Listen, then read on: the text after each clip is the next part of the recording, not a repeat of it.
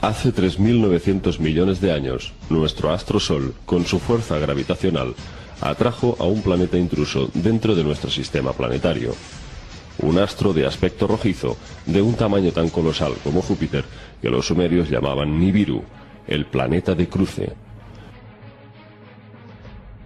Un astro que se había formado en otro sistema solar se había infiltrado en el nuestro, invitado pues por nuestro Sol.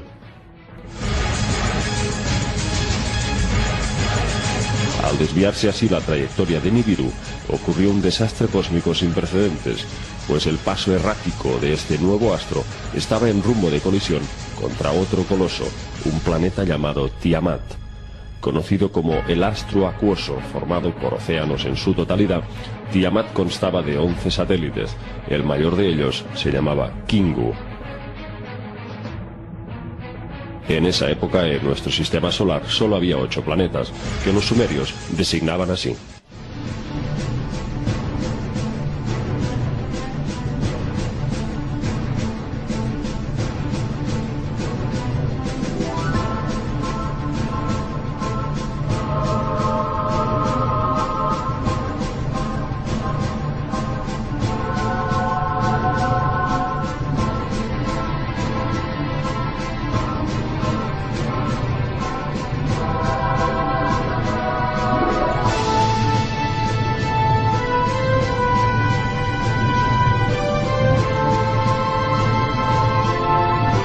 Al Sol lo llamaban Apsu. En los textos se relata cómo algunos planetas surgieron de otros cuerpos celestes más grandes y más complejos. Se dice que Anshar, Saturno, generó una nube estelar de la que surgieron Urano y Neptuno, los astros gemelos.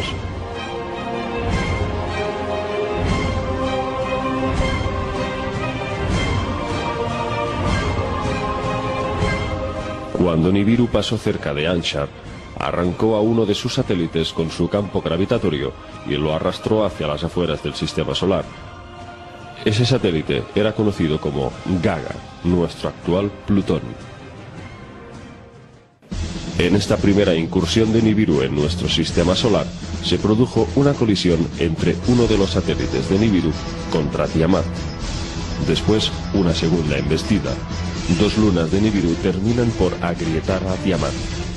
Así es descrito en los textos sumerios. Tiamat estremeció sus raíces, un rugido poderoso emitió, lanzó un hechizo sobre Nibiru, lo envolvió con sus encantos. La suerte entre ellos estaba echada, la batalla era inevitable. Cara a cara se encontraron, Tiamat y Nibiru avanzaban uno contra otro.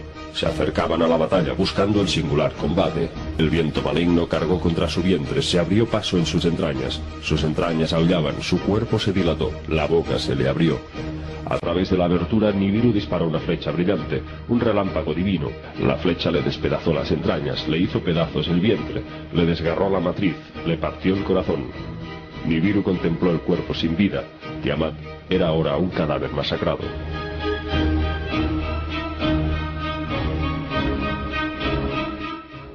Pero no terminó ahí el castigo contra Tiamat. 3.600 años después, Nibiru regresaba otra vez hacia el sistema solar para cruzarlo nuevamente entre Marte y Júpiter. Así que, en esa segunda incursión, Nibiru embistió con su masa al ya tocado Tiamat, esta vez fraccionándolo en 2 porciones.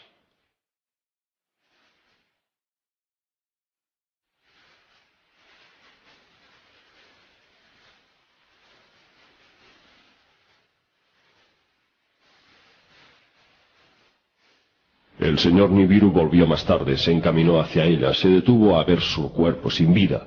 Estuvo planeando en su corazón dividir hábilmente al monstruo. Después, como un mejillón, en 2 partes la dividió, separó el tronco de las partes inferiores, separó los canales internos de ella. Maravillado, contempló sus venas doradas. Pisando su parte posterior, el señor cortó completamente la parte superior. El viento norte, su ayudante, a su lado llamó. Que se llevara la cabeza cercenada, le ordenó al viento que la pusiera en el vacío. El viento de Nibiru se cernió pues sobre Tiamat, barriendo sus chorreantes aguas. Nibiru disparó un rayo. Al viento norte le dio una señal. En un resplandor, la parte superior de Tiamat fue llevada a una región desconocida. Con ella también fue exiliado el encadenado Kingu, para que fuera compañero de la parte seccionada. El hemisferio sur de Tiamat quedó reducido en pequeñas porciones de rocas, convirtiéndose en el actual cinturón de asteroides, que separa al grupo de los planetas interiores del grupo de los planetas exteriores. El hemisferio norte de Tiamat acabó convirtiéndose en nuestro actual planeta Tierra, y su luna, Kingu, atrapada en su campo gravitatorio como compañero eterno. Nibiru se dirigió a Apsu diciéndole así: «Con tus cálidos rayos da salud a las heridas, que a la parte rota nueva vida le sea dada, que sea en tu familia como una hija, que las aguas en un lugar se reúnan, que aparezca tierra firme, por tierra firme que sea llamada. Ki será su nombre a partir de ahora». Apsu hizo caso a las palabras de Nibiru: «Que la tierra se una a mi familia, Ki, tierra firme del abajo, que tierra sea su nombre a partir de ahora, que con su giro haya día y haya noche, en los días la proveeré con mis rayos curadores.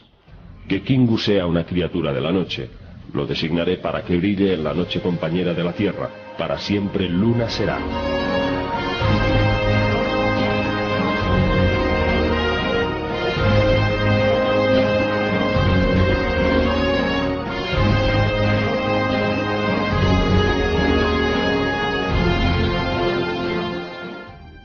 Los Anunnaki contaban un año nibiruano como un Shar, lo que en el tiempo terrestre equivaldría a 3600 años, justo lo que tarda Nibiru en dar un giro completo en su órbita intrusiva alrededor de nuestro sistema solar.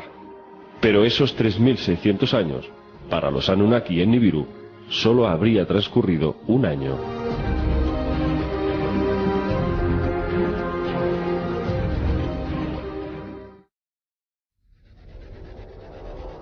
¿Existen indicios actualmente de la proximidad de Nibiru a la Tierra?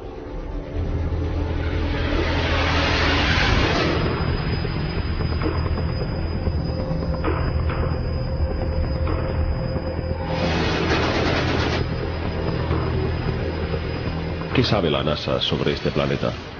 ¿Existe una conspiración para encubrir la llegada de Nibiru y silenciar a la población del inminente cataclismo que ocasionaría su paso? La verdad es que varios fenómenos anómalos están aconteciendo actualmente en la Tierra. En primer lugar, el llamado fenómeno de los dos soles.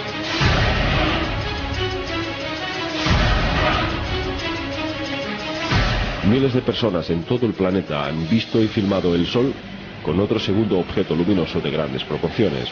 Al parecer, según algunos expertos, Nibiru estaría llegando desde una órbita detrás del Sol, y solo se haría visible ocasionalmente desde algunas regiones específicas.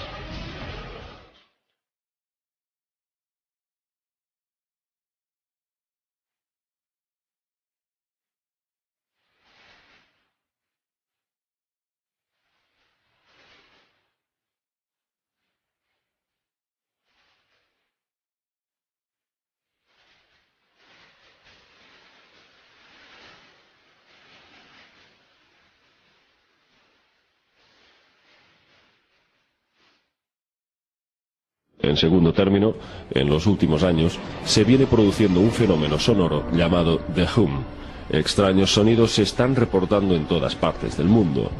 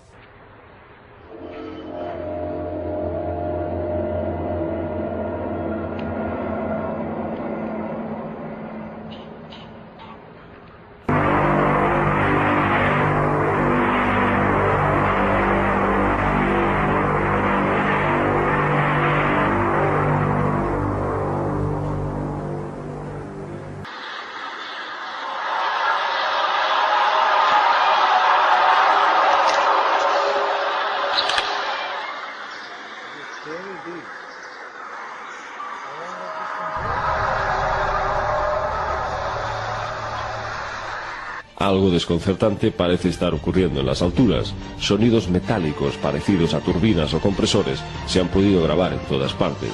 Hay muchas teorías, pero nada demostrado. Algunos postulan que podrían ser vibraciones procedentes del centro galáctico. Otros abogan por el posicionamiento de una nave estacionaria en la estratosfera, y algunos se aventuran a considerar que podrían ser brechas dimensionales o puertas estelares que se estarían abriendo debido a las masas de energía fotónica que recibimos del centro galáctico, al que hasta el 2012 nos vamos alineando. El sonido guarda un cierto parecido con las amenazantes trompetas apocalípticas del film de Steven Spielberg, La Guerra de los Mundos. ¿Acaso estos fenómenos aparentemente aislados guardan algún tipo de relación con la llegada de Nibiru? Solo es cuestión de tiempo descubrir la verdad.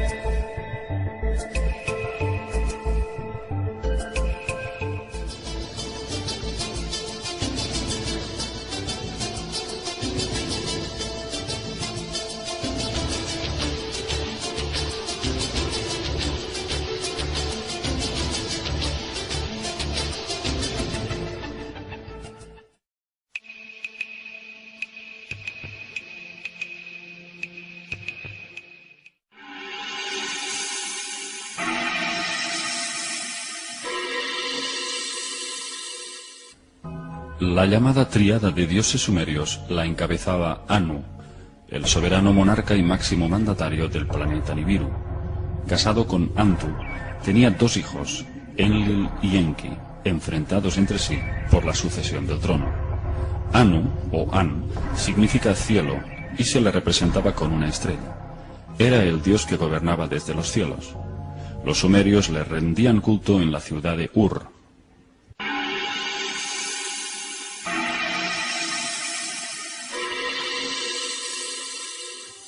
Enlil, segundo hijo de Anu, era el dios supremo de Sumeria, tras sustituir a su padre. Conocido como el dios de las tormentas y el viento, su naturaleza era la fuerza y la violencia. Un ser colérico, que según describen los textos sumerios, era un canciller militar, arrogante y dictador, al que solo le interesaba la conquista de nuevas regiones en la tierra a las que gobernar. Enlil odiaba a los hombres. Intentó destruir la raza humana en 3 ocasiones. La más popular fue el diluvio universal. Su rivalidad con su medio hermano mayor, Enki, residía en que ambos eran hijos de distinta madre. Aunque Enki era el primogénito, no podía ser el heredero legal, por ser hijo de una concubina. En cambio, Enlil era hijo de Antu, la esposa oficial de Anu. Así es como Enlil fue el heredero forzoso en la línea sucesoria al trono.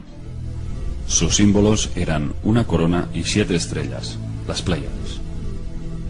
Su centro de culto fue en la ciudad de Nippur, donde poseía el llamado Ojo que explora la Tierra.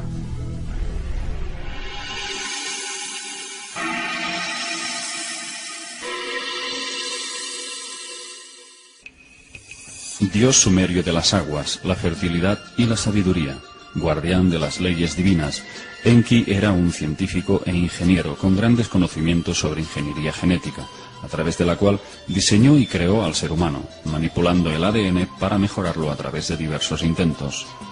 Era el único dios sumerio que podría considerarse benéfico para la humanidad.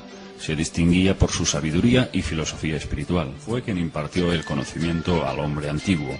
Ofreció sus enseñanzas en la agricultura, la astronomía, la astrología, y era un gran ingeniero marítimo, capaz de reconducir ríos, canales y cauces, o crear grandes embalses para aprovisionar de agua a los pueblos sedientos. Como creador del hombre, Enki sentía una especial devoción por la humanidad. Sus intenciones y esfuerzos se volcaron en mejorar la calidad de vida en la Tierra, y en más de una ocasión arriesgó su propia vida para defender a los pueblos de la Tierra del ataque de otros dioses que querían aniquilar la humanidad por medio de armas devastadoras.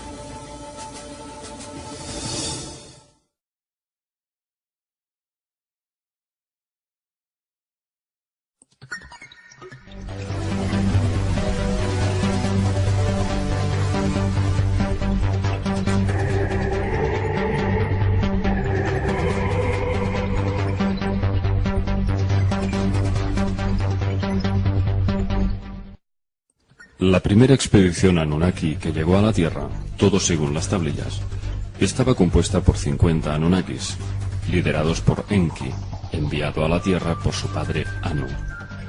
El motivo de esta visita no era otro que el de establecer un puerto espacial en el Golfo Pérsico, para construir una refinería y realizar grandes extracciones de oro y minerales. Los Anunnakis se enfrentaban a una grave crisis en el ecosistema y atmósfera de su planeta Nibiru. Los rayos ultravioleta del Sol de su galaxia estaban causando estragos debido a su débil capa de ozono.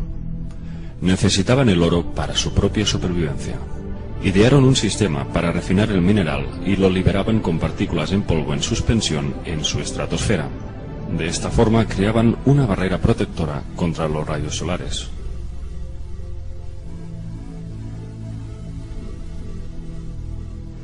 Gracias a su avanzada tecnología, descubrieron grandes yacimientos de oro bajo las aguas del Golfo Pérsico. Enki, encargado del proyecto, pidió a su padre edificar la primera ciudad en la Mesopotamia meridional. La ciudad se llamaba Eridu, que significa casa construida en la lejanía.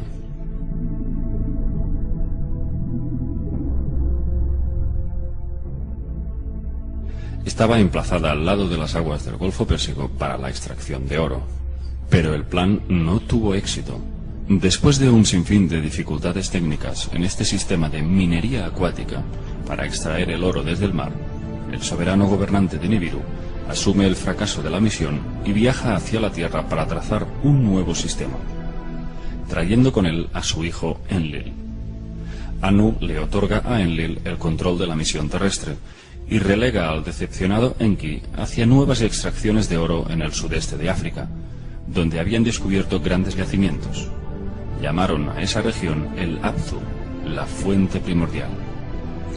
Con la llegada de Enlil al mando, descendieron un total de 600 Anunnakis más. El oro extraído de las minas africanas era transportado por vía marítima hasta Mesopotamia, y de ahí hasta Batibira, donde se fundía y refinaba en lingotes, tal y como mostraban los pictogramas en las tablillas. Efectivamente, se han encontrado estos lingotes de oro en algunas excavaciones en el Oriente Próximo. Según las tablillas, los Anunnaki fundaron un total de 7 bases operativas en la Mesopotamia meridional. Después de Eridu, la siguiente fue Batibira, que significa lugar brillante donde el mineral se finaliza. Era pues un centro metalúrgico de fundición donde se refinaba el oro. Laraak, viendo el brillante fulgor, era una ciudad, como su nombre indica, que cumplía la función de baliza. Emitía luces para guiar y facilitar los aterrizajes de las lanzaderas espaciales. Sipar, ciudad pájaro, era un puerto espacial equipado con una pista de aterrizaje.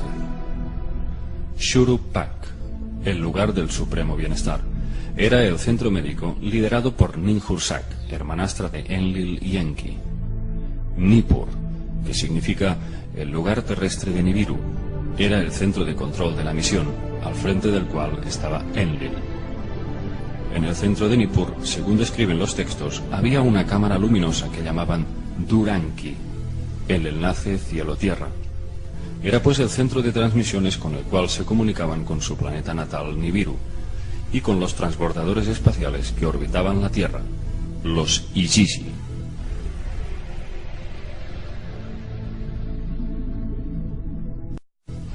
La palabra Igigi significa aquellos que ven y observan. Eran los astronautas de la misión. Los Igigi permanecían en el espacio en espera de recibir el oro y lo embarcaban en naves con destino a su planeta Nibiru. Había un total de 300 Igigis orbitando la Tierra. El investigador ruso Zechariy Sitchin se dio cuenta de que todas esas ciudades estaban estratégicamente configuradas como centros para recibir lo que podríamos llamar transbordadores espaciales. Solamente observando desde el cielo, todo aquello empezaba a cobrar sentido. Dispuso un mapa de la región y empezó a marcar círculos concéntricos alrededor de esas ciudades. Luego trazó 3 líneas, dentro de las cuales se marcaban las 7 ciudades perfectamente simétricas. Todas ellas, sin excepción, formaban una ruta en línea recta, como una flecha, y todas confluían en una línea central, que es donde estaba situado Sipar, precisamente el puerto espacial donde había una pista de aterrizaje. Esta parece ser una evidencia difícil de rebatir, puesto que estas localizaciones parecen regirse por una geometría matemática que va más allá de las leyes de la casualidad. Las tensiones entre Enlil y Enki se agravaron cuando su medio hermana Ninhursag, la oficial médico en jefe, fue enviada a la Tierra para ayudar en los centros operativos. Ninhursag intentó seducir a sus 2 hermanos con el claro propósito de seguir las reglas de sucesión. Si uno de ellos le daba un hijo, heredaría el trono. Tanto Enlil como Enki mantuvieron relaciones con Ninhursag en varios intervalos de tiempo, y ésta les dio varios hijos a ambos.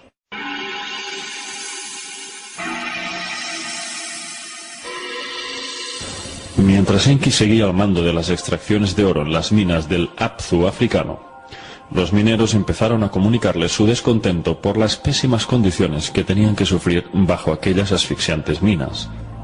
«Nosotros somos astronautas, no mineros esclavos», se quejaron una y otra vez. Cuando Enlil acudió a las minas en una inspección rutinaria, estalló la revuelta. Los mineros Anunnaki organizaron un motín, quemaron sus herramientas y se dirigieron en tropel hacia la casa de Enlil. Se desató una violenta reprimenda y todos gritaron que ya no volverían a las minas.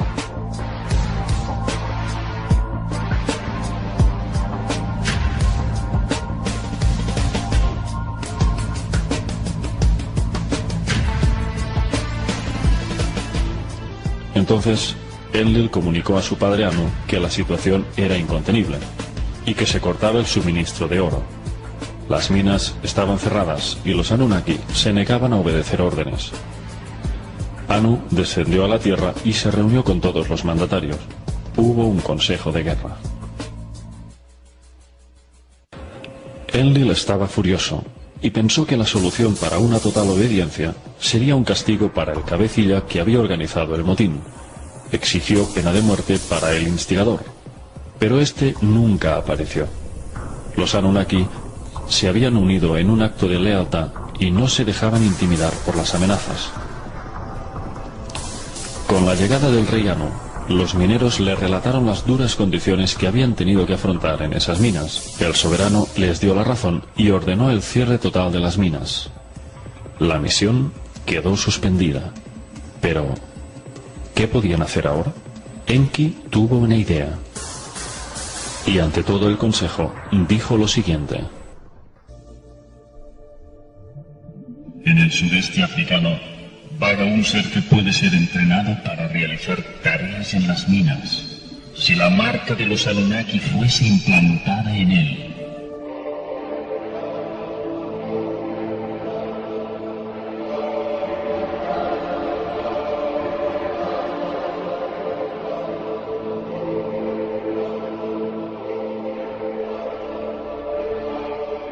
Enki se estaba refiriendo al Homo erectus. Enki proponía crear un híbrido realizando un cruce de genes de ambas especies. Se había propuesto desafiar la evolución natural y alterar las leyes de la vida con un experimento cuyas consecuencias no podían prever en aquel momento. Debido a que la situación requería un plan inmediato, el Consejo aprobó la idea y le dijo a Enki: crea un Lulu y deja que sufra el yugo de los Anunnaki.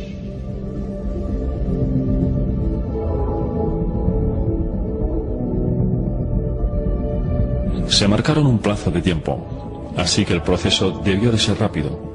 Con la intervención de Ninhursag y sus elevados conocimientos como genetista, se puso a trabajar al lado de su hermano Enki. Cogieron un homínido hembra y le extrajeron el óvulo, el cual fue fertilizado por el esperma de un joven Anunnaki. Una vez el huevo estaba inseminado, lo volvieron a reimplantar, pero no en la mujer mono, sino en el útero de una hembra Anunnaki.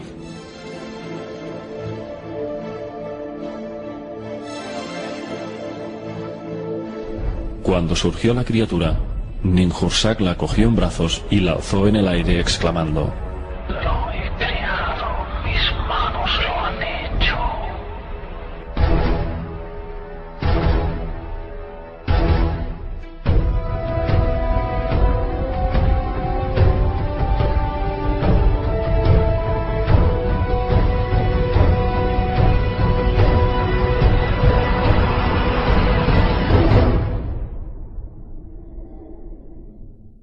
Repitieron el procedimiento implantando más óvulos en los úteros de las llamadas diosas procreadoras. Lo hacían en fases de 14 inseminaciones y cada vez les procuraban 7 machos y 7 hembras. El trabajador primitivo empezó a trabajar en las minas, aunque aquella primera versión de hombre tenía una capacidad mental muy limitada y en algunos casos insuficiente incluso para saber manejar las herramientas correctamente. Además, no tenía la capacidad para reproducirse y sus vidas eran muy cortas, en comparación a los Anunnaki, que tomaban un misterioso alimento de la vida que les permitía vivir periodos extremadamente largos. Enki decidió mejorar su experimento y se encerró en los laboratorios biológicos de Eridu para perfeccionar al Homo sapiens y hacerlo más listo y más longevo. Esta vez, Enki usó su propio esperma y creó a un nuevo ser. Lo llamó Adapa. Era un hombre con mayores habilidades que los anteriores híbridos, mucho más inteligente, pero dotado además de la capacidad para reproducirse. Aquello fue un insulto para Enlil, pues consideraba que Enki había violado todas las leyes, ya que se le había autorizado para crear esclavos de mano de obra, no seres capaces de procrearse. Enlil no podía soportar la idea de que el hombre pudiera algún día llegar a ser demasiado numeroso y terminara por ser una amenaza para ellos. Una vez que Anu fue informado de la nueva creación de Enki, se levantó del trono y gritó: «Dejad que me traigan a Adapa ante mí». El gran soberano estaba inquieto por las maravillas que había escuchado de esta versión mejorada del Homo sapiens. Quería comprobar en primera persona cuáles eran esas cualidades de las que hablaban. Una nave espacial estaba dispuesta para embarcar a Adapa hacia Nibiru, pero antes del viaje, Enki tuvo miedo de que intentaran exterminar a su criatura, y le advirtió con estas palabras: Adapa, tú irás ante la presencia de Anu, el gobernante. El camino al cielo tomarás. El rostro bondadoso de Anu, ellos te mostrarán. Mientras te pones delante de Anu, cuando ellos te ofrezcan el pan de la muerte, tú no deberás comerlo. Cuando ellos te ofrezcan el agua de la muerte, tú no deberás beberla. Cuando Adapa llegó a Nibiru y se postró frente al soberano, éste quedó impresionado por su inteligencia. Recitaba versos y poesías que Enki le había enseñado. Anu estaba asombrado. No podía creer que aquel ser primitivo tuviera una mente tan desarrollada. Entonces, cuando Adapa terminó de hablar, Anu se dirigió a sus consejeros y les preguntó qué debían hacer con él. Y tomaron un veredicto. Fascinados por sus encantos, querían que Adapa se quedara en Nibiru. De modo que le ofrecieron el agua y el pan de la vida, lo cual le daría la inmortalidad para permanecer con ellos en su mundo. Pero una vez le sirvieron el pan y el agua, Adapa rechazó tomarlo, siguiendo el consejo de Enki. Así fue como Adapa regresó de nuevo a la tierra, sin haber sido obsequiado con la vida eterna.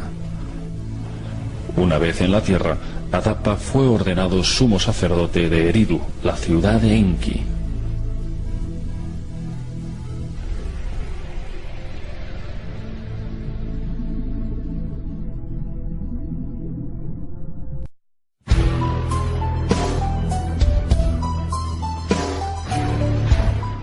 Después de la creación de Adapa, los dioses convivían con el hombre, y la raza humana proliferó en número.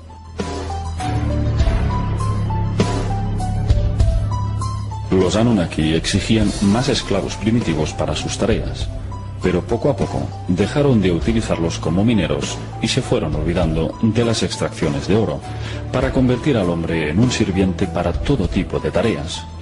Los dioses les enseñaron a cultivar campos, a recitar poesías y a danzar y cantar para ellos. Hasta que algunos hombres fueron ordenados sumos sacerdotes para que construyeran templos para venerarles.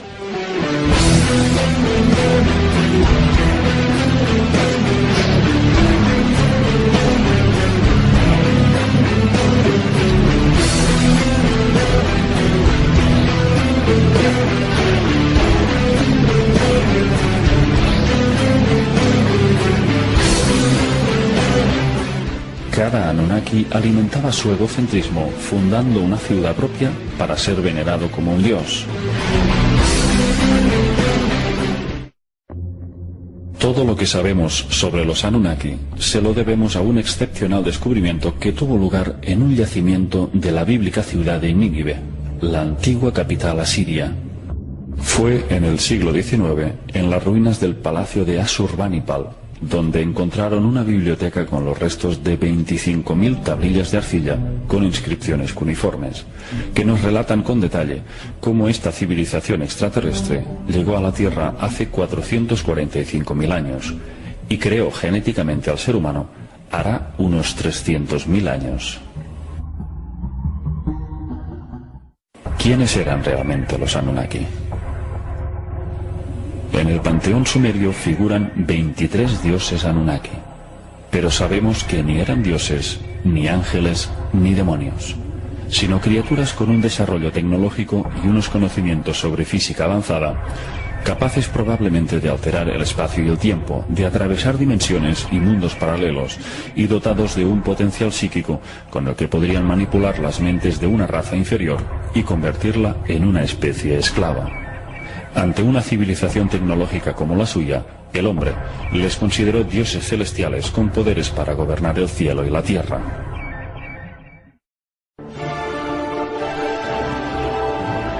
Las tablillas sumerias no hablan de criaturas etéricas, sino de seres biológicos, de carne y hueso.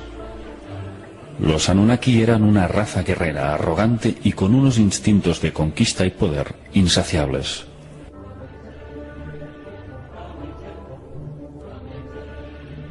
Sabemos por los grabados que físicamente en comparación con los hombres eran muy altos, probablemente una altura superior a los 2,5 metros, y también mucho más fuertes.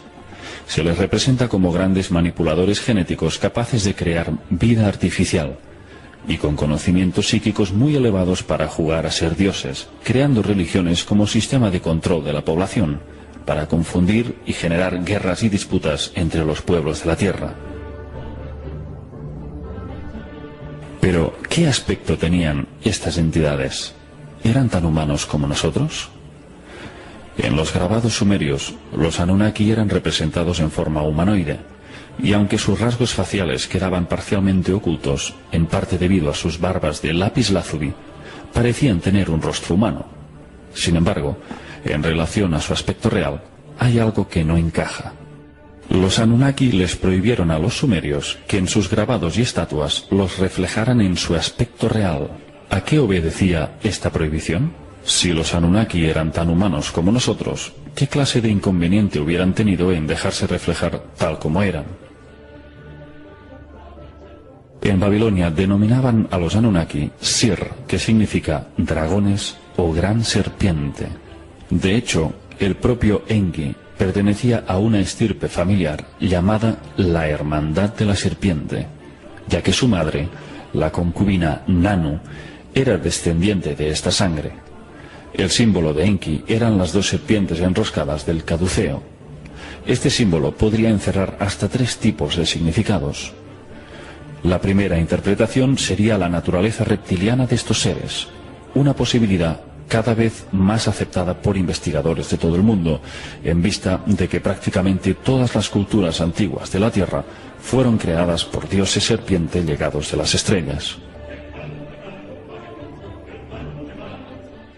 La segunda interpretación sería que, debido a que las dos serpientes guardan una estrecha similitud con la cadena del ADN humano, sería todo un sello distintivo para decirnos que ellos nos crearon, algo así como un copyright que viene a recordarnos quién es el fabricante de nuestra raza. El tercer significado del caduceo sería la síntesis del conocimiento, de la sabiduría espiritual, ya que tal como viene simbolizado por el hinduismo, la serpiente enroscada es la energía kundalini que el hombre guarda latente en su chakra sacro, en espera de que ascienda hacia la iluminación, recorriendo todos los centros energéticos hasta alcanzar el séptimo y último chakra, el coronal. En el Oriente Próximo se encontraron varias estatuillas de dioses sumerios, claramente de aspecto reptiliano. Sus rostros parecen ranas y sus cráneos son mucho más alargados que los humanos, especialmente en la parte occipital. De hecho, ya se han encontrado calaveras en Sudamérica, supuestamente pertenecientes a los antiguos Anunnaki. Concretamente en Perú, en el Museo Arqueológico de Lima y en el Museo de Ica, que muestran unas dimensiones craneales mucho mayores que las humanas, de tipo dolicéfalo, con unas cuencas oculares mucho más grandes e inusualmente redondas. Según el investigador suizo Nassim Haramein, estos cráneos, que él denomina cabeza conos, pertenecen a los antiguos Anunnaki y constituyen la prueba de que no pueden ser humanos. En cambio, los detractores argumentan que estas deformaciones forman parte de rituales de algunas culturas para parecerse a los dioses, especialmente en el antiguo Egipto. Para ese fin, utilizaban tablas o cintas de cuero pegadas al cráneo desde el nacimiento. El niño sufría una compresión craneal continua que podía deformar la frente, los laterales o la nuca. Pero sabemos que nunca podría modificar la capacidad craneal en centímetros cúbicos. El proceso podría deformar el hueso, pero no aumentar su volumen. Eso sería del todo imposible. Y la prueba de ello es que los cráneos humanos encontrados que realizaban estas deformaciones no se parecen en absoluto a estos llamados cone heads, cabeza conos.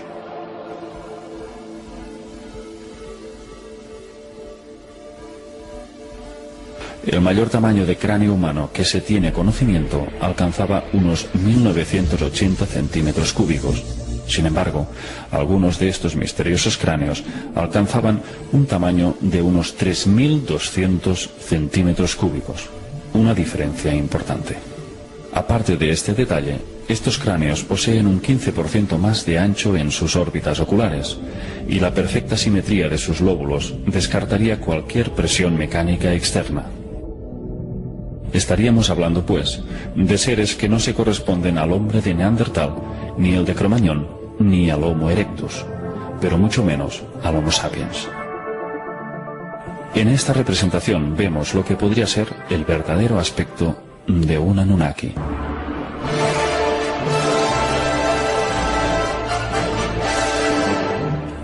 Según las tablillas, eran seres territoriales, belicistas y tremendamente ritualistas. Se regían por la numerología y realizaban sacrificios humanos y animales en fechas señaladas como parte de un ritual de invocación hacia otras dimensiones.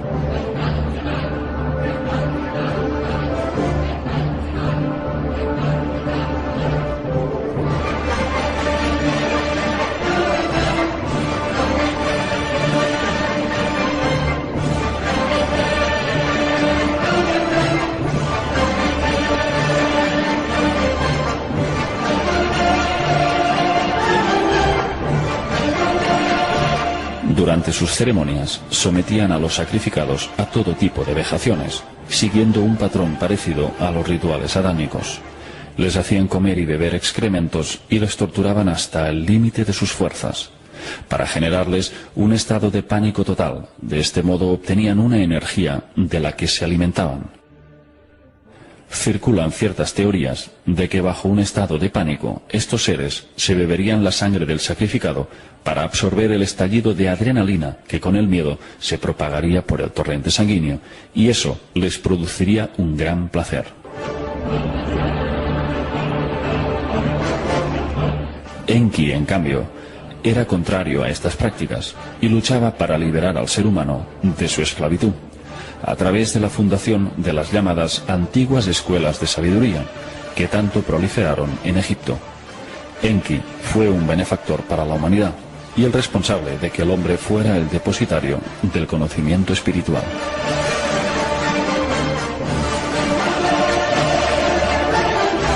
Fuimos visitados en el pasado y posteriormente creados genéticamente por una raza de reptiles humanoides.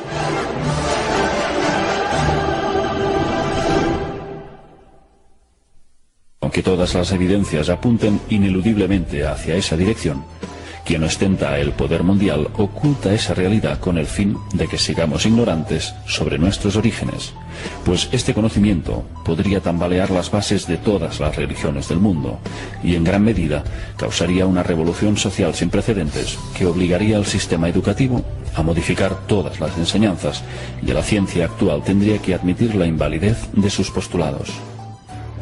Entre el 10 y el 14 de abril del 2003, en plena invasión de Irak, el ejército de los Estados Unidos saqueó el Museo Nacional de Antigüedades de Bagdad y robó grandes cantidades de figuras, tesoros y tablillas que nos hubieran revelado mayores detalles de la conexión reptiliana de los Anunnaki. El 80% de los 170.000 objetos que albergaba el museo fueron robados y destruidos. Durante el saqueo, un incendio en la Biblioteca Nacional de Bagdad destruyó archivos de incalculable valor.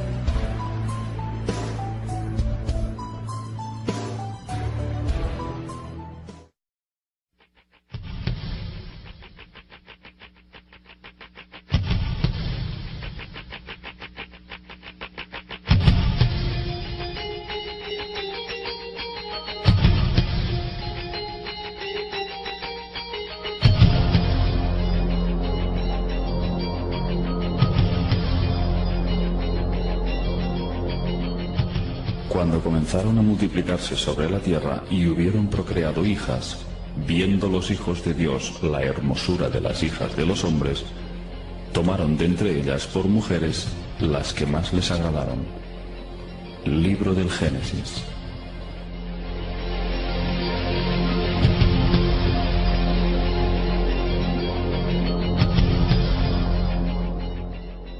Hace unos 13.000 años, los jóvenes astronautas Anunnaki se sintieron sexualmente atraídos por las hijas de los hombres y tuvieron relaciones carnales con ellas.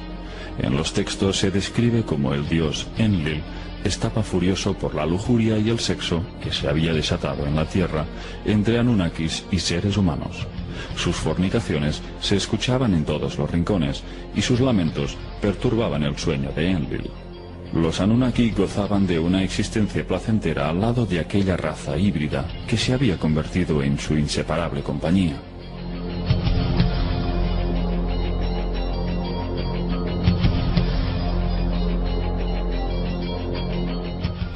Enlil entró en cólera, hastiado por la dependencia que sus congéneres sentían por los humanos. Impotente al no poder controlar la situación, exclamó: «Destruiré al habitante de la tierra que he creado y lo echaré de la faz de la tierra». Pero Enlil no tuvo que idear ningún sistema para aniquilar a la especie humana. Una catástrofe de grandes proporciones se cernía sobre la tierra. Los planes de Enlil se verían materializados pronto y llegarían en bandeja, sin tener que hacer nada. El clima de la Tierra estaba cambiando y se perfilaba una nueva era glacial. Las cosechas se diezmaban, el frío era cada vez más gélido y las lluvias escaseaban. El hambre se extendió por toda la tierra, y los dioses Anunnaki, por mandato de Enlil, no ofrecieron ninguna ayuda. Enki proclamaba piedad para los pueblos hambrientos, pero la crueldad de su hermano imperó con mano firme.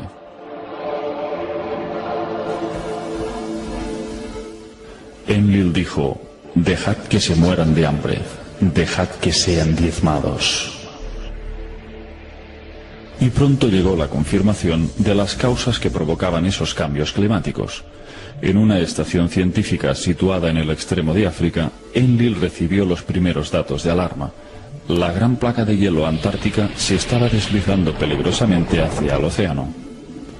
La inestabilidad de los hielos se debía a la atracción gravitacional que ejercía el planeta Nibiru, cuya órbita se aproximaba a la Tierra como hacía cada 3.600 años, pasando entre Marte y Júpiter. En cada paso próximo ejercía unos efectos de desequilibrio terráqueo, tanto a nivel magnético como climatológico. Si en otras ocasiones se habían producido violentos terremotos, en esta ocasión el enorme casquete del Polo Sur que se había creado capa tras capa peligraba de volverse inestable. El peso de la fricción en su base provocó un calor que la atracción de Nibiru podía hacerlo tambalear. Enlil debió de sentir una gran satisfacción cuando la estación científica reveló que una vez la capa de hielo se hubiera desprendido totalmente hacia el océano, provocaría unos oleajes tan grandes que llegarían a sumergir al planeta entero bajo las aguas.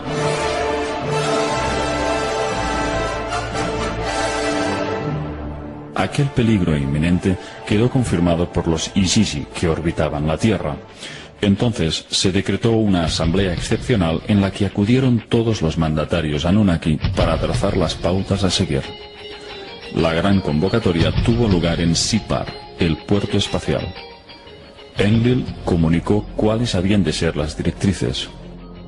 Ordenó que se guardara estricto silencio para que ningún ser humano supiera nada de la catástrofe que se cernía. De este modo, se lograría la total aniquilación del ser humano en el planeta. Por supuesto, Enki protestó enérgicamente y se opuso a obedecer sus órdenes, pero ante la furia creciente de Enlil, finalmente cedió y prometió guardar total silencio. Al mismo tiempo, se preparaban varias naves para partir. Los Anunnaki tampoco sobrevivirían al desastre si permanecían en tierra firme. Su plan consistía en esperar el momento exacto para abandonar el planeta y dejar que las aguas arrasaran toda forma de vida. Alrededor del año 2900 a.C., en la ciudad de Shuruppak, un hombre había sido elevado a la condición de rey. Su nombre, Ziusudra. En la versión bíblica era conocido como Noé. Enki lo había engendrado fruto de su unión con una humana.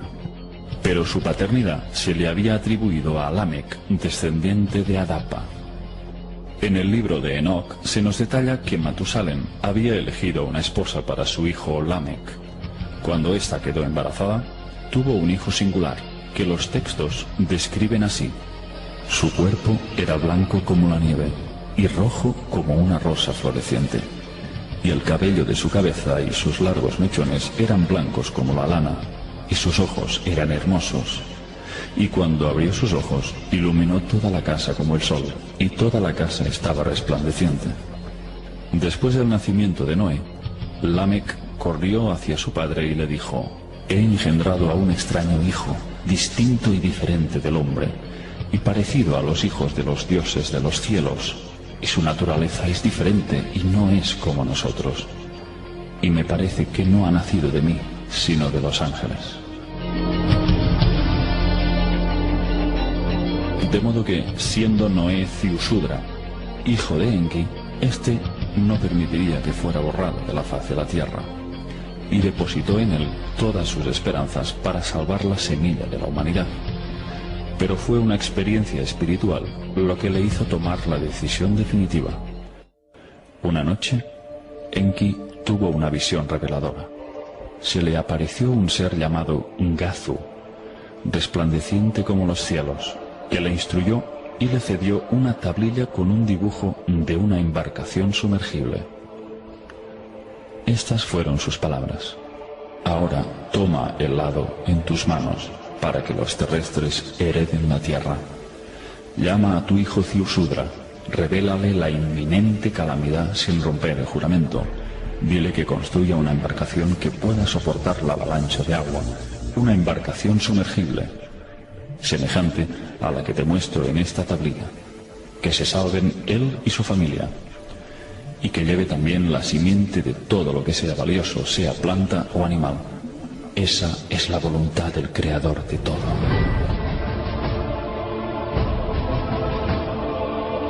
Cuando Enki despertó, vio que aquella tablilla estaba a su lado. No podía entender cómo aquella especie de sueño se había materializado. Cogió la tabla y vio la imagen de aquella embarcación con cada una de sus medidas para construirla. Entonces supo que su hijo Ziusudra era el elegido para salvar a su amada humanidad.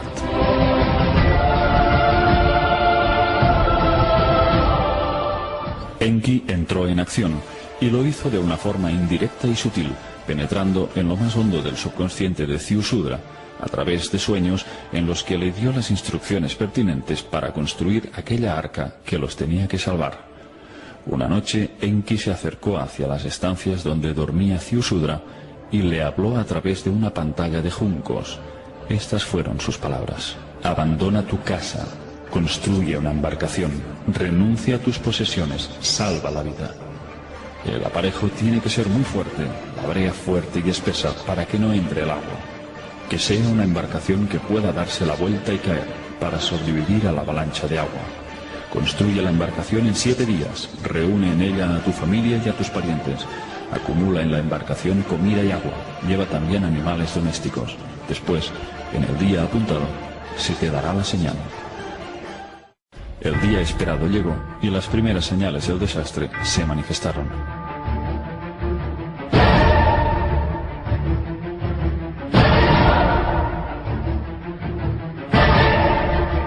Esta es la narración literal de los textos sumerios. Con el resplandor del amanecer, una nube negra se levantó por el horizonte. La luz de la mañana se convirtió en oscuridad, como si la sombra de la muerte la velara. Después se oyó como un estruendo de truenos y los cielos se encendieron con los rayos.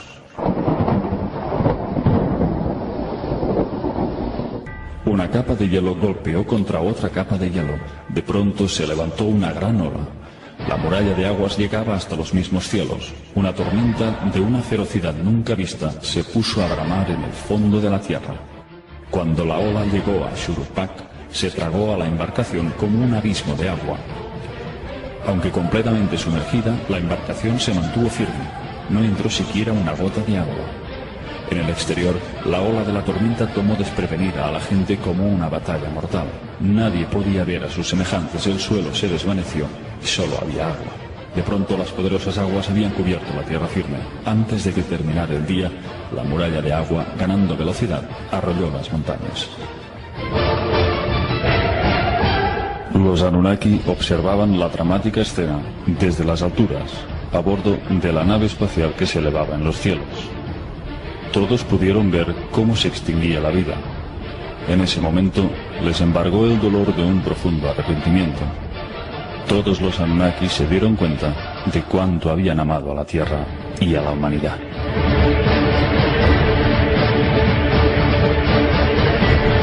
Todos lloraron, se sentaron y gritaron de impotencia y dolor. Se escuchaban los llantos de Ninhursag, Ishtar y el resto de líderes Anunnaki.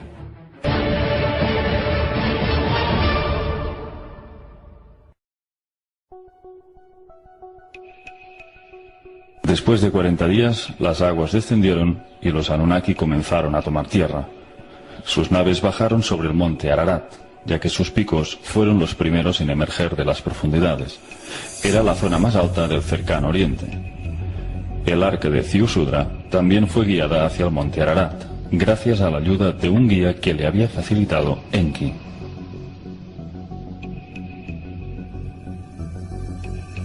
Cuando aterrizó la nave de Enlil, este vio llegar a Ziusudra con su embarcación hacia el monte. Enlil estalló de ira al ver que la semilla de la humanidad se había salvado. No podía tolerar que un pequeño grupo de humanos hubieran sobrevivido. Pero Enki consiguió persuadirle. Le hizo razonar el hecho de que todos los Anunnaki necesitarían el servicio y la ayuda del hombre para reconstruir el nuevo mundo. Entonces Enlil bendijo a Ziusudra y a sus hijos, y les dijo: procread y multiplicaos, y volved a llenar la tierra.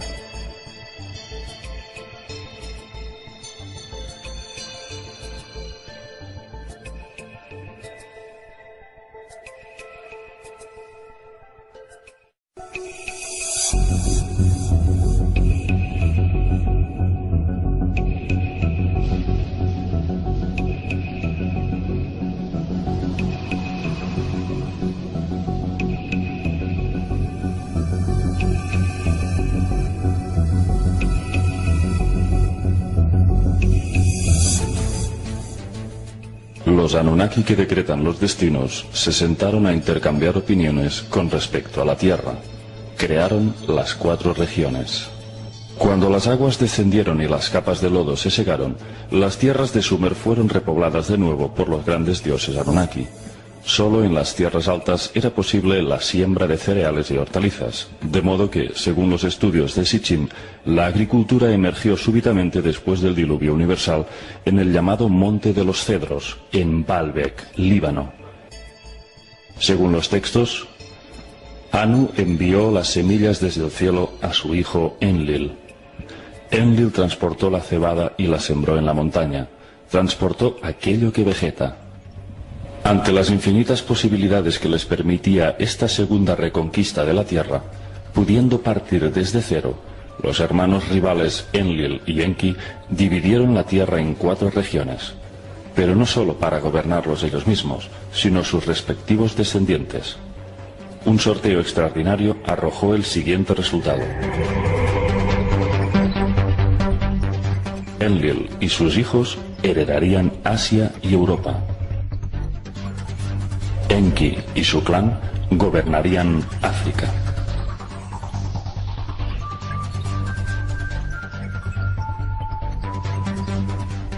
El hijo predilecto de Enlil fue Ninurta, su más admirado guerrero y legítimo heredero. Era el máximo gobernante de la ciudad de Nippur.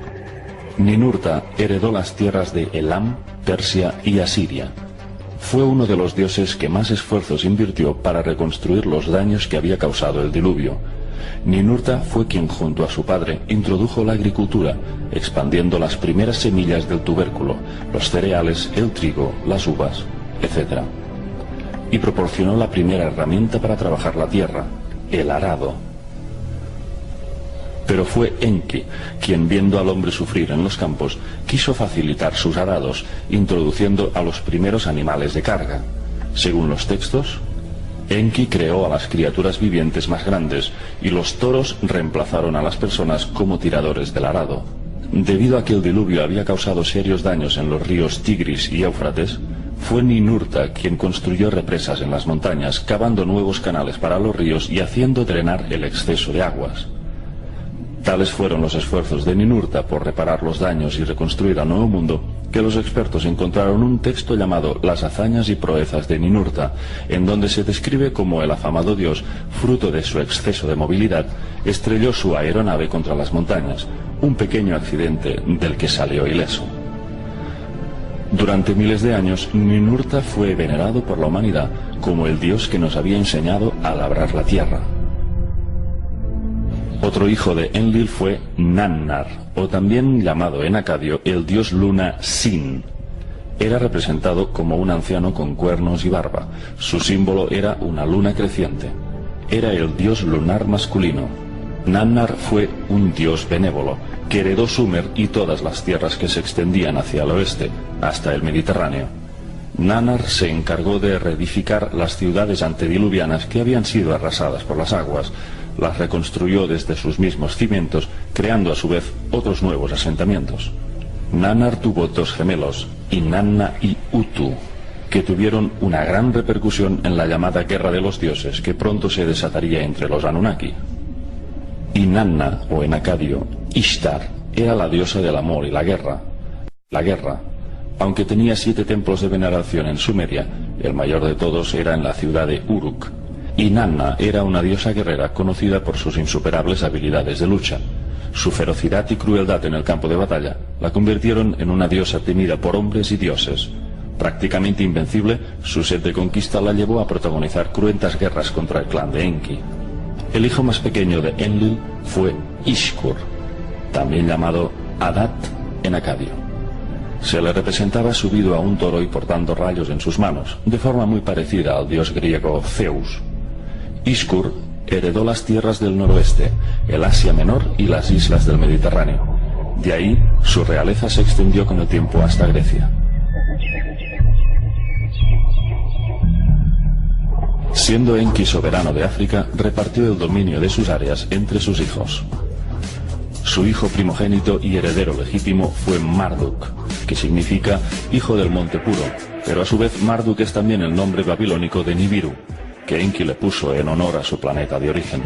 Marduk se había convertido en el hijo favorito de Enki, ya que había aprendido con maestría todos sus conocimientos científicos y astronómicos.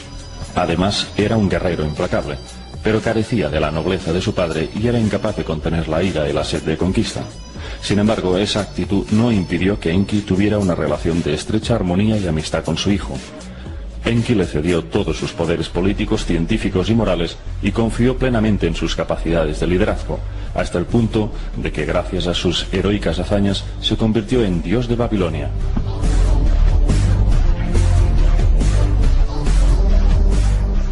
Marduk adquirió cada vez más poder, llegando con el tiempo a eclipsar incluso al mismísimo Enlil. Cuando Babilonia se convirtió en la capital de Mesopotamia, Marduk rebasó todos los límites del poder y fue nombrado Dios Supremo de Babilonia y de las 4 regiones de la tierra.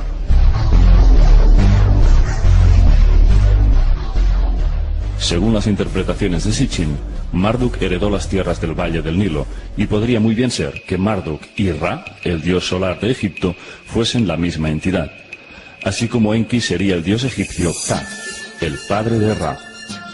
Según Sitchin, Enki o Ptah fundó y levantó Egipto alrededor del año 21.000 a.C. y lo gobernó durante 9.000 años. Después cedió el trono de Egipto a su hijo Marduk, el Ra egipcio. Pero Marduk reinó solamente 1000 años, ya que abruptamente dejó Egipto alrededor del año 11.000 a.C. y lo hizo porque a Marduk le interesaba gobernar al mundo entero desde las tierras de Sumeria. Así fue como cedió el reino de Egipto a sus hijos. Otro hijo de Enki fue Nergal, conocido como el dios del desierto y el fuego, y por algunas religiones, especialmente la judía, es considerado un demonio del inframundo. Enki otorgó a Nergal la zona meridional de África. El siguiente hijo de Enki fue Gibil, dios del fuego, que aprendió las artes de la metalurgia y era conocido como un dios sabio, cuya mente impenetrable era la más amplia de todos los dioses. Gibil gobernó el norte de la zona meridional y asumió el control de las minas africanas. Otro hijo de Enki fue Dumuzi.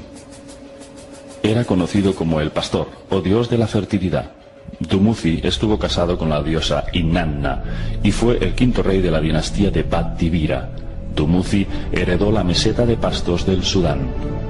La 4ª y última región que faltaba para repartirse entre los Anunnaki fue la ciudad de Tilmun, emplazada en la península del Sinaí. Un punto clave en el establecimiento Anunnaki y eje central de todas sus misiones terrestres. Tilmun significa tierra de los misiles. Era un gran puerto espacial de donde partían sus naves.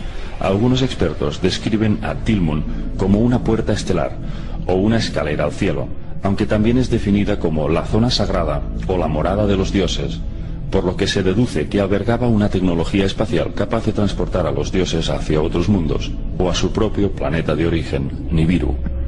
Todos los humanos que fueron escogidos para ascender hacia la morada de los dioses pasaron por Tilmun. En relatos bíblicos y sumerios se describe el ascenso a los cielos de Enoch, en Merudanki, Adapa o hasta de Ziusudra. En todos ellos se describe un proceso parecido, y es que 2 seres divinos les acompañaron hacia el viaje estelar.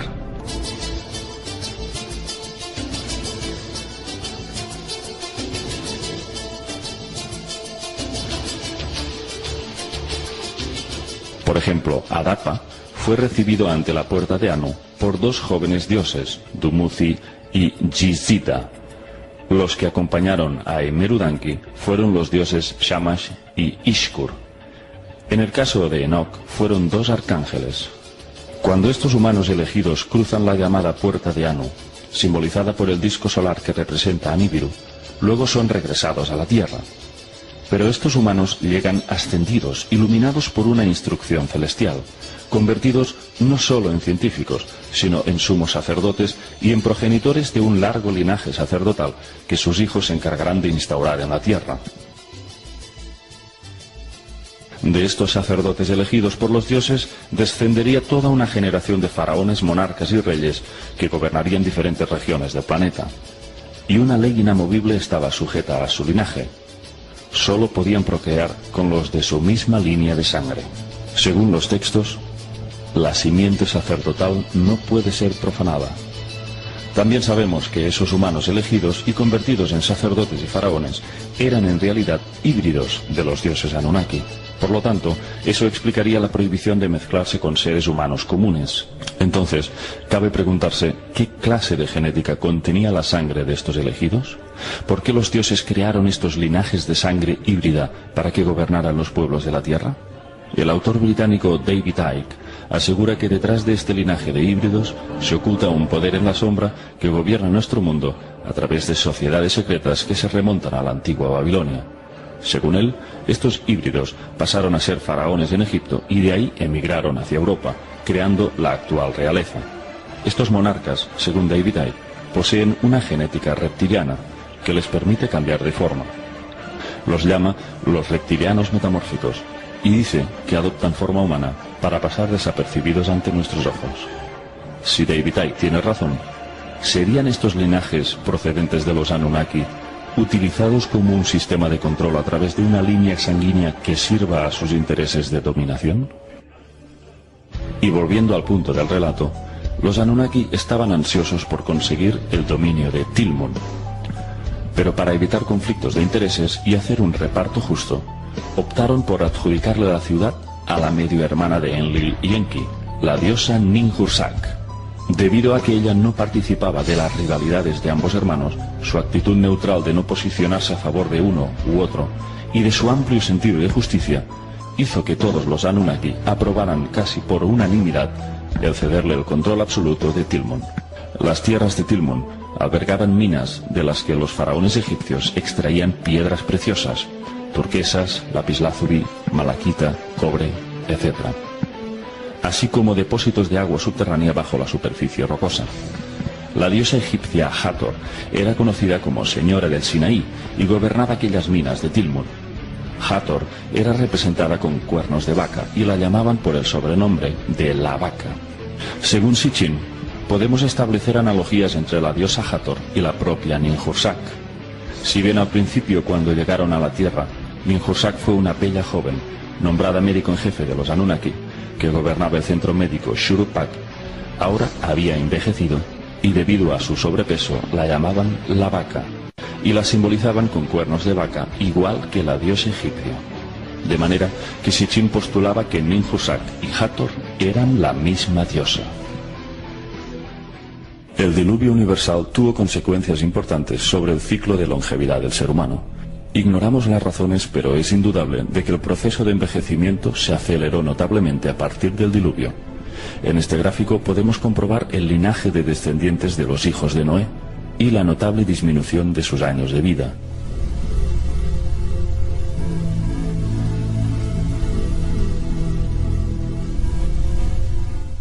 ¿A qué se debió este proceso degenerativo? La pérdida de longevidad motivó en muchos seres humanos comunes la búsqueda de la inmortalidad, el secreto de la vida eterna que solo los dioses Anunnaki custodiaban.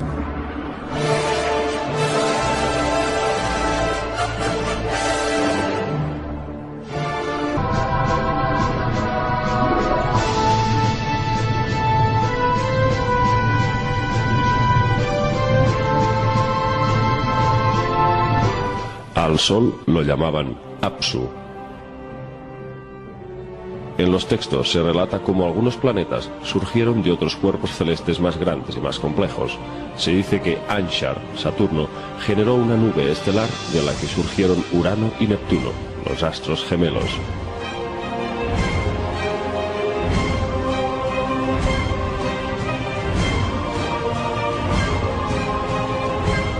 Cuando Nibiru pasó cerca de Anshar, arrancó a uno de sus satélites con su campo gravitatorio y lo arrastró hacia las afueras del sistema solar. Ese satélite era conocido como Gaga, nuestro actual Plutón. En esta primera incursión de Nibiru en nuestro sistema solar, se produjo una colisión entre uno de los satélites de Nibiru contra Tiamat. Después, una segunda embestida.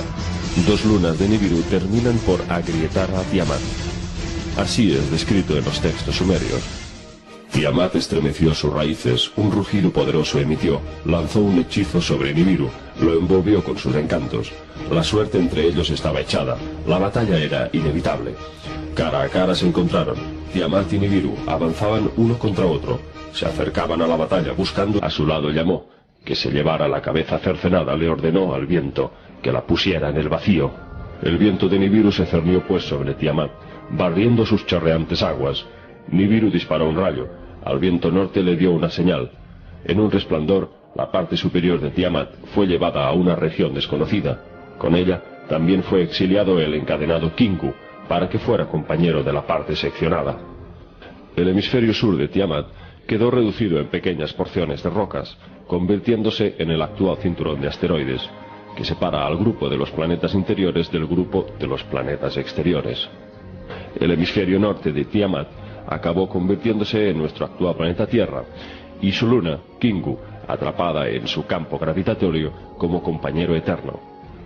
Nibiru se dirigió a Apsu, diciéndole así: con tus cálidos rayos da salud a las heridas, que a la parte rota nueva vida le sea dada, que sea en tu familia como una hija, que las aguas en un lugar se reúnan, que aparezca tierra firme, por tierra firme que sea llamada.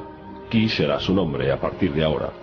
Apsu hizo caso a las palabras de Nibiru, que la tierra se una a mi familia, Ki, tierra firme del abajo, que tierra sea su nombre a partir de ahora, que con su giro haya día y haya noche, en los días la proveeré con mis rayos curadores, que Kingu sea una criatura de la noche, lo designaré para que brille en la noche compañera de la tierra, para siempre luna será. Hace 3.900 millones de años, nuestro astro Sol, con su fuerza gravitacional, atrajo a un planeta intruso dentro de nuestro sistema planetario. Un astro de aspecto rojizo, de un tamaño tan colosal como Júpiter, que los sumerios llamaban Nibiru, el planeta de cruce. Un astro que se había formado en otro sistema solar se había infiltrado en el nuestro, invitado pues por nuestro Sol.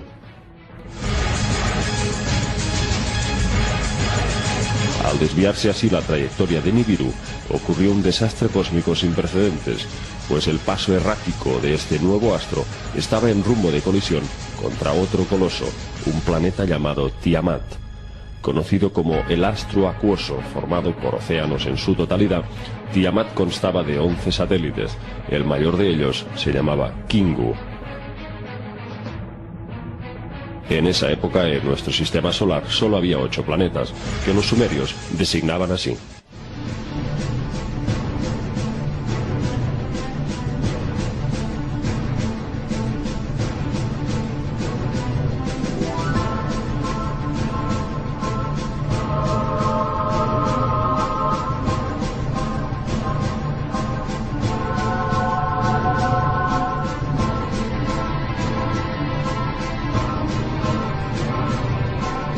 Singular combate, el viento maligno cargó contra su vientre, se abrió paso en sus entrañas aullaban, su cuerpo se dilató, la boca se le abrió.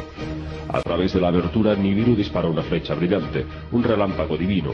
La flecha le despedazó las entrañas, le hizo pedazos el vientre, le desgarró la matriz, le partió el corazón. Nibiru contempló el cuerpo sin vida. Tiamat era ahora un cadáver masacrado.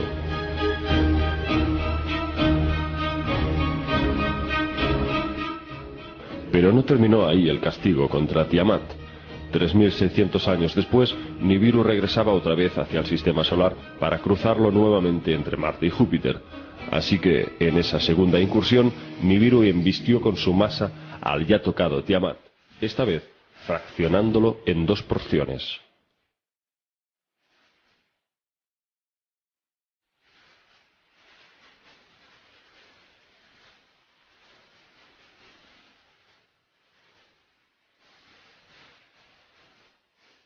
El señor Nibiru volvió más tarde, se encaminó hacia ella, se detuvo a ver su cuerpo sin vida. Estuvo planeando en su corazón dividir hábilmente al monstruo. Después, como un mejillón, en 2 partes la dividió, separó el tronco de las partes inferiores, separó los canales internos de ella. Maravillado, contempló sus venas doradas. Pisando su parte posterior, el señor cortó completamente la parte superior. El viento norte, su ayudante,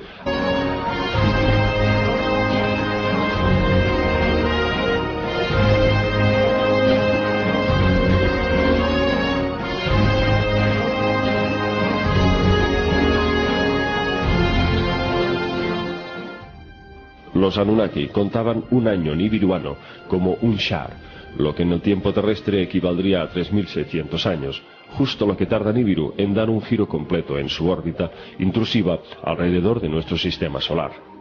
Pero esos 3.600 años, para los Anunnaki en Nibiru, solo habría transcurrido un año.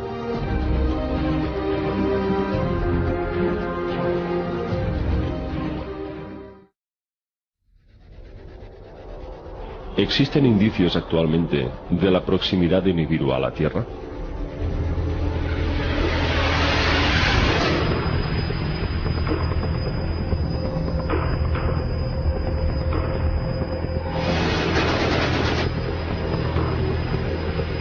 ¿Qué sabe la NASA sobre este planeta? ¿Existe una conspiración para encubrir la llegada de Nibiru y silenciar a la población del inminente cataclismo que ocasionaría su paso? La verdad es que varios fenómenos anómalos están aconteciendo actualmente en la Tierra. En primer lugar, el llamado fenómeno de los 2 soles.